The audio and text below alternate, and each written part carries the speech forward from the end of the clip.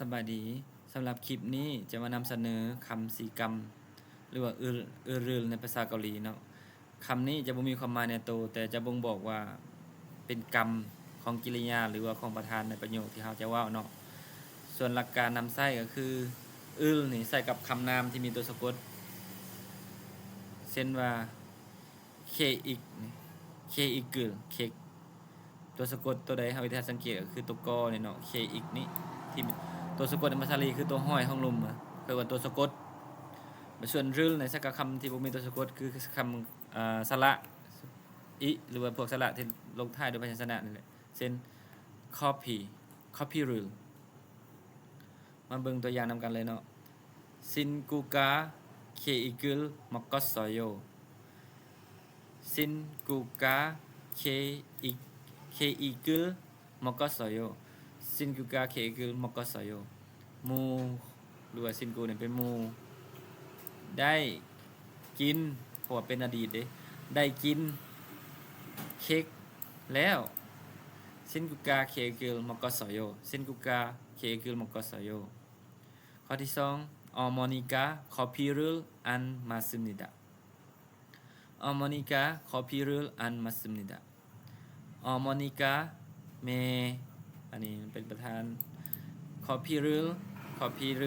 อันนี้รือละซีบอกว่าเมกินกาแฟอันนี้คือกันเนาะกึลนี่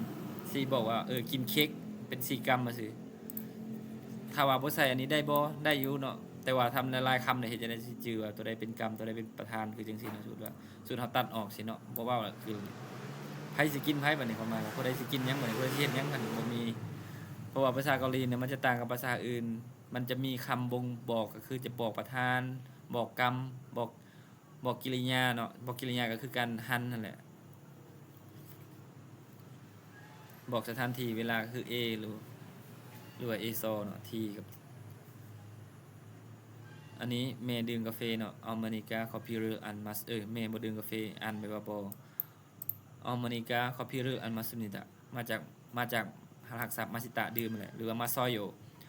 you can say เจ้าสนะว่าอะไรมาซอยโยข้อที่3นี่โอปากาพัลกันสกิลโอปากา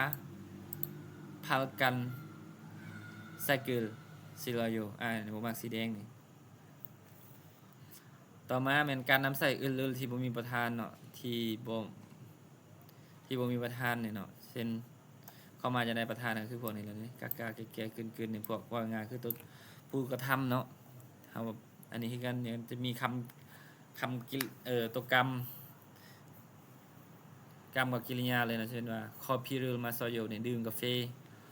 แต่ยังบ่ฮู้ว่าผู้ใดดื่มเพราะว่ามันยังบ่มีบ่มีประธาน